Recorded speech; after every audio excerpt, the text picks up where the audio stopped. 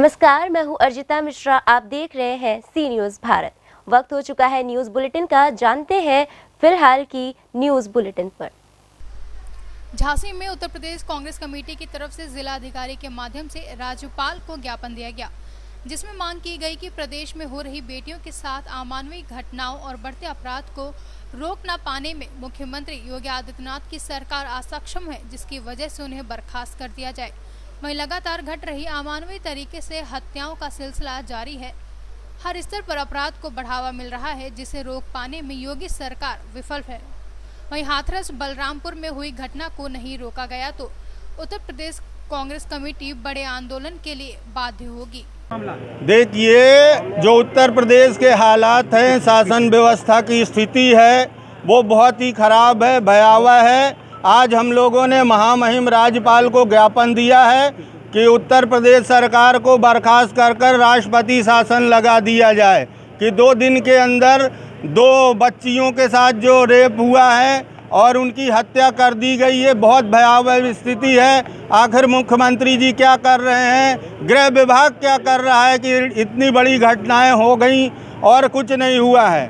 शासन व्यवस्था पूरी तरह बेकार है। हम लोग चाहते हैं कि उत्तर प्रदेश में राष्ट्रपति शासन लगाया जाए, योगी सरकार को बर्खास्त किया जाए। झांसी से सीनियर संवाददाता राजीव सक्सेना के साथ कैमरा पर्सन प्रभात साहनी की रिपोर्ट। झांसी जिले में रुद्र महासेना की तरफ से जिलाधिकारी के माध्यम से मुख्यमंत्री को ज्ञापन दिया गया, जिसमें मांग की गई है कि हाथरस में हुई घटना में जल्द से जल्द दोषियों को फांसी की सजा दी जाए, नहीं तो रुद्र सेना आंदोलन करेगी। बता दें, उत्तर प्रदेश के हाथरस में जो मनीषा के साथ 4 लोगों ने एक साथ मिलकर गैंगरेप किया और उसके साथ मारपीट की, जिससे उसकी दर्दनाक मौत हो गई है। वहीं इन आरोपियों को फांसी की सजा दिलाए जाने के लिए रुद्र सेना बड़ा आंदोलन करने के लिए तैयार है। ये नाम क्या? पंकज दत्त तिवारी, रुद्र महासेना अध्यक्ष। ये बताइए, आज आप लोग ने जो डीएम साहब को ज्ञापन दिया, किस संदर्भ में दिया? हम लोगों ने यह जो ज्ञापन दिया है 14 सितंबर को हाथरस की जो बेटी है उसके साथ जो बलात्कार हुआ है और उसकी जो हत्या कर दी गई है, उसके संबंध में हम लोगों ने जिलाधिकारी के माध्यम से मुख्यमंत्री को यह ज्ञापन दिया है।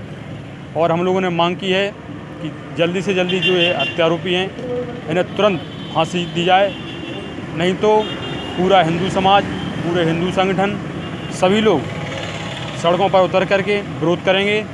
जैसा भी होगा, अभी जैसा कि माननीय मुख्यमंत्री जी ने 7 दिन का समय दिया है, अगर 7 दिन में कुछ नहीं होता है तो उसके बाद हम लोग आगे की कार्रवाई करेंगे। झांसी से सीनियर संवाददाता राजीव की रिपोर्ट। झांसी जिले में समाजवादी पार्टी के युवा नेता आनंद यादव के नेतृत्व में आज जिलाधिकारी के माध्यम से महामहिम राज्यपाल को ज्ञापन दिया गया, जिसमें मांग की गई है कि हाथरस की बेटी मनीषा वाल्मीकि के साथ दुष्कर्म मामले में आरोपियों पर कड़ी कार्रवाई और ऐसे दरिंदों को फांसी की सजा दी जाए। बता दें, पीड़ित परिवार को 1 करोड़ की सहायता दिए जाने की भी मांग की गई है। वहीं परिवार में एक व्यक्ति को नौकरी दिए जाने की भी मांग की गई है। युवा नेता ने साथियों के साथ मांग की है कि पीड़िता को न्याय जल्द से जल्द मिले। साथ ही हाथरस की बेटी मनीषा वाल्मीकि को श्रद्धांजलि भी दी गई। बहुत लोग उतर चुके हैं और हम लोग अब और ज़्यादा ताकत से उतरेंगे और दोषियों को फांसी होनी चाहिए। हमारी सरकार से ये अपील है। आप लोग ये देखिए कि डंडे के जोर पर ये पूरी सरकार चल रही है, पुलिस के डंडे के जोर पर ये पूरी सरकार चल रही है। जब जिस दिन राम मंदिर का फैसला आया है, मुसलमान भाइयों ने और हिंदू भाइयों ने माना है उस फैसले को। मस्जिद का आता तो हम लोग मानते। और क्या आप ये बताइए, समाजवादी लोग क्या हिंदू नहीं है? आप लोग ही हैं हिंदू। आप लोगों ने ही भगवान का ठेका उठा के रखा है, हम लोग नहीं हैं कोई। तो हम इन लोगों से ये कहना चाहेंगे, मैं आप लोगों को एक सच्ची घटना बताता हूँ जो मेरे ऊपर बीती है। जिस दिन राम मंदिर का फैसला आया उस दिन मुझे घर से बाहर से उठा लिया गया। किस बात पर वो मुझे नहीं पता। 151 में मेरा चालान काटा गया। क्यों काटा गया वो मुझे नहीं पता। मुझे दरोगा जी ने उठाया और ये कह के उठाया कि आप दंगा करवाने की कोशिश कर रहे हैं। हम लोग समाजवादी लोग हैं, हम लोग कोई दंगे में कोई भी बिलीव नहीं करते हैं। लेकिन पता नहीं ये जो डंडे की सरकार चल रही है, हम लोग उसका विरोध करेंगे और भी ताकत से विरोध करेंगे। समाजवादी पार्टी पूर्ण नगर महासचिव। हम लोग महिलाओं पर अत्याचार होने के विरोध में ज्ञापन देने आए हैं और दलित की बेटी पे जो हाथरस में गैंग रेप हुआ है उस घटना के विरोध में ज्ञापन दे रहे हैं और इस ज्ञापन के द्वारा सरकार को बताना चाहते हैं कि अत्याचार जो हो रहा है हम महिलाओं पर उसका समाधान किया जाए। समाजवादी पार्टी जिंदाबाद। और मृतका के सर को पुलिस द्वारा जबरन जलाया गया है, उसके विरोध में हम सभी समाजवादी पार्टी के कार्यकर्ता सड़कों पर विरोध करते हैं। जब तक झांसी से सीनियर संवाददाता राजीव की रिपोर्ट।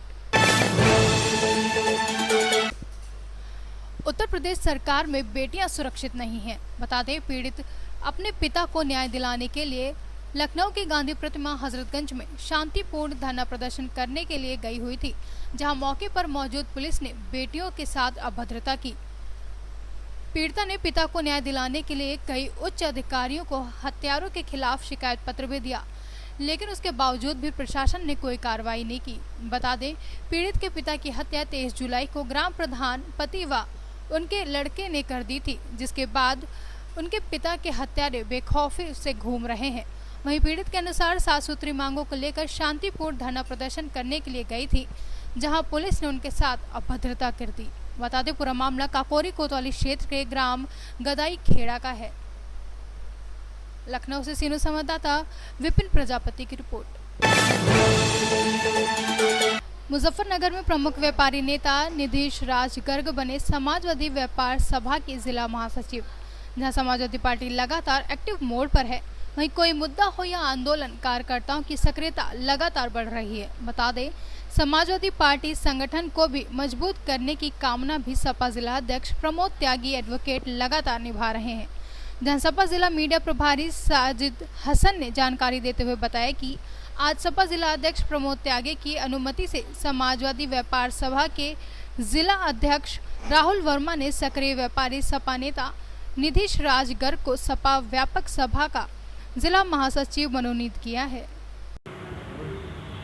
अध्यक्ष जी, आज कार्यकारिणी का विस्तार किया गया है, नया पदाधिकारी बनाया गया है, किसे बनाया गया और क्या पद दिया गया है? आज समाजवादी व्यापार सभा का जो हमारे जिला अध्यक्ष राहुल वर्मा हैं, इनकी संस्कृति पर निधीश गर्ग जो हमारे बहुत पुराने सक्रिय साथी हैं, इनको समाजवादी व्यापार सभा जनपद मुजफ्फरनगर का महामंत्री बनाया।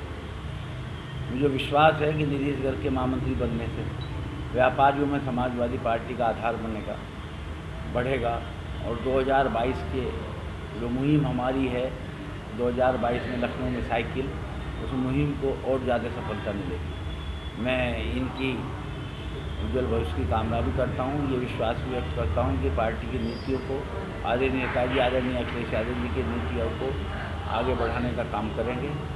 और आपके जरिए ये भी प्रार्थना करता हूँ समाजवादी साथियों से, कल 2 अक्टूबर को प्रेमपुरी गांधी पार्क में हमारा 10:30 बजे से 12:30 बजे तक उपवास कार्यक्रम है। उत्तर प्रदेश सरकार की जन विरोधी नीतियों के विरोध में पूरे प्रदेश में समाजवादी कल 2 घंटे का उपवास रखते हैं, तो उसमें आप लोग भी आमंत्रित हैं और सभी लोग निधीश जी, आज आपको पार्टी कमान की तरफ से पद दिया गया है, किस तरीके से आप अपनी पार्टी का निर्वहन करेंगे, क्या कार्य करेंगे अपनी पार्टी? आज माननीय जिला अध्यक्ष श्री प्रमोद त्यागी जी एवं समाजवादी व्यापार सभा के जिला अध्यक्ष राहुल वर्मा जी के संस्तुति पर मुझे यहाँ पे मुजफ्फरनगर का जिला महामंत्री घोषित किया गया है। मैं माननीय जिला अध्यक्ष जी का और माननीय हमारे व्यापार सभा के जिला अध्यक्ष राहुल वर्मा जी का बहुत बहुत धन्यवाद करता हूँ। और अपना आने वाले समय में जो हमारे माननीय अखिलेश यादव जी की नीतियाँ हैं और अपने जो व्यापारी भाइयों के साथ उत्पीड़न हो रहा है, उसके लिए पुरजोर हम लोग विरोध करेंगे, उनका साथ देंगे और आने वाले टाइम में 2022 में माननीय अखिलेश यादव जी को पुनः मुख्यमंत्री बनाने का काम करेंगे। आप अपनी पार्टी के विस्तार के लिए क्षेत्र में किस तरीके से कार्य करेंगे? हमारी जो पार्टी का विस्तार है, हम अपनी पार्टी में अपने व्यापारी भाइयों को जोड़ेंगे सबको, और जो उनके साथ उत्पीड़न हो रहा है इस टाइम इस सरकार में, भाजपा सरकार में, हम उसके लिए विरोध भी करेंगे और अपने सारे व्यापारी भाइयों का साथ देंगे। मुजफ्फरपुर से सीनियर संवाददाता वीरेंद्र की रिपोर्ट। पुलिस अधीक्षक द्वारा भदोही जनपद में हो रही चोरी की घटनाओं को रोकने के लिए सभी थानों को निर्देश दिए गए हैं, जिसके क्रम में अपर पुलिस अधीक्षक व क्षेत्र अधिकारी भदोही के नेतृत्व में गठित कोतवाली पुलिस द्वारा बड़ी सफलता हाथ लगी है। बता दें, आज सुबह के समय पुलिस ने रामायणपुर से चोरी का माल, बर्तन, पिलल व फूल का बरामद किया है, जहां कोतवाली पुलिस ने प्रेस वार्ता कर सीओ प्रियंका जैन ने इसका खुलासा किया। वहीं उन्होंने बताया कि करीब 4 दिन पहले रामायणपुर गांव में 1-2 मंजिले में आम के पेड़ के सहारे रस्सी लगाकर घर में घुसकर इनके द्वारा चोरी की गई थी, जहां से उनके द्वारा कीमती बर्तन और सिलेंडर की चोरी की गई थी। वहीं सौरभ के घर में छुपाकर रखा गया था इन सभी को, जो कि खुक्कू गुप्ता कबाड़ी वाले के यहाँ उसे बेचने के लिए गए थे। ये चीज़ें आ जाए। दिन मैंने यहाँ ज्वाइन किया है, उसी दिन सुजीत मिश्रा ये व्यक्ति है, ये थाने पे आए हुए थे। इन्होंने बताया था कि 2-3 माह पहले इनके घर पे चोरी हो गई थी, और ये जो चोरी हुई थी, चूँकि ये लोग मुंबई में थे उस समय, तो रिपोर्ट लिखवाने उस समय थाने पे नहीं आ पाए थे। हमारे इंस्पेक्टर एस के राय ने उनसे बोल दिया था कि तुम जब भी यहाँ पर आओगे तुम्हारा मुकदमा लिखा जाएगा और हम पूरी कोशिश करेंगे कि तुम्हारे माल की 100% बरामदगी हो। सुजीत मिश्रा जी जब यहाँ पर आए तो उन्होंने बताया कि हमारे पूर्वजों के बर्तन हैं ये, और उनकी कुछ भावनाएं इससे जुड़ी हुई हैं। तो उसी दिन से हमारे चौकी इंचार्ज मोड़, चौकी इंचार्ज कस्बा, धौरहरा, सभी लोगों ने साथ मिलकर एक टीम के साथ जब कल गश्त में थे तो सूचना मिली ना मुखबिर के द्वारा कि ऐसे ऐसे कुछ लोग हैं जो कुछ सामान को एक कबाड़ी की दुकान पे बेचने जा रहे हैं और बेच रहे हैं। तो हमारी टीम तत्काल वहाँ मौके पर पहुँचती है तो देखता है कि बहुत सारा सामान, इसमें पीतल के भारी भारी कलसा, फूल, परातें, बहुत बड़े बड़े बर्तन जो थे वो उन्हें वहाँ पे बरामद हुए। और जब पूछताछ हुई तो मालूम पड़ा कि ये सब वही चीज़ें हैं जो सुजीत मिश्रा के घर से और उनके परिवार के यहाँ से जो चुराई गई थी। तो वही सारा सामान यहाँ पर बरामद हुआ है, और बहुत अच्छे चोर, क्योंकि पहले भी कई बार जेल जा चुके हैं, तो ऐसे लोगों को हमने पकड़ा है। सर बताया जा रहा है कि घर खाली पड़ा हुआ था, क्योंकि सभी लोग बम्बई गए हुए थे और वहीं लॉकडाउन की वजह से फंस गए थे। तो ये लोग क्या देखी करते थे, किस घर में ताला पड़ा हुआ है। इनका चोरी करने का यही स्टाइल था कि दिन में देखते थे किस घर में ताला पड़ा हुआ है, और उसी में ये रात में जो है चोरी करते थे। तो नीचे बाबा सोते रहे और ऊपर पेड़ के द्वारा छत पे चढ़ गए और नसेनी से नीचे उतर आए, और उसके बाद जो भी कमरे आसपास बने हुए थे उनको इन्होंने काट के आरी से और उसमें अंदर जाके जो इन्होंने चोरी की है। यही इनका स्टाइल था चोरी करने का। इस चोरी में 7 लोग पकड़े गए हैं, और ये पेशेवर अपराधी टाइप के लोग हैं। इसमें कुछ लोग तो ऐसे हैं जो 2-3 बार जेल जा चुके हैं। भदोही से सीनियर संवाददाता खुर्शीद खान की रिपोर्ट। अभी कुछ दिनों पहले सूबे के मुखिया योगी आदित्यनाथ का देवरिया जिले में आगमन हुआ था, जहां मुख्यमंत्री ने अपने संबोधन में कहा था कि देवरिया जिले का विकास करना उनकी प्रथम प्राथमिकता है। वहीं देवरिया के विकास में वे तत्पर हैं, लेकिन मुख्यमंत्री के इरादों पर पानी फेरते देवरिया जिले के अधिकारी व कर्मचारी। ताज़ा मामला रुद्रपुर तहसील का है, जहां लेखपाल की मनमानी ग्रामीणों के लिए आफत का सबब बन गई है। आलम यह है कि लेखपाल साहब एक भी काम करने को राजी नहीं है। वहां सुबह से लेखपाल को खोजते ग्रामीणों का गुस्सा उस समय फूट पड़ा जब ग्रामीणों ने लेखपाल अनिरुद्ध कुशवाहा को ड्यूटी पीरियड में दारू पीते हुए देखा। वहीं लेखपाल साहब ग्रामीणों को देख लेने की धमकी देने लगे, जहां ऐसे में सवाल उठता है कि यदि ऐसे ही कर्मचारी रहेंगे तो कैसे देवरिया का विकास होगा। देवरिया से सीनियर संवाददाता मोइन खान की रिपोर्ट। हाथरस कांड को लेकर भाजपा नेत्री ममता कठेरिया ने थामा समाजवादी पार्टी का दामन। जी हां, भारतीय जनता पार्टी के कर्मठ जुझारू महिला नेत्री ममता कठेरिया ने पार्टी की दलित विरोधी नीतियों और हाथरस कांड को लेकर समाजवादी पार्टी में आज सदस्यता ग्रहण कर ली है। बता दें, फिरोजाबाद में कुछ दिन पूर्व हुए हाथरस में महिला की गैंग रेप के बाद हत्या की गई। इससे दुखी होकर ममता कठेरिया ने भाजपा की दलित विरोधी नीतियों को लेकर दुख प्रकट करते हुए आज समाजवादी पार्टी के जिला अध्यक्ष डीपी यादव के समक्ष सदस्यता ग्रहण कर ली है। स्वागत समारोह हुआ है।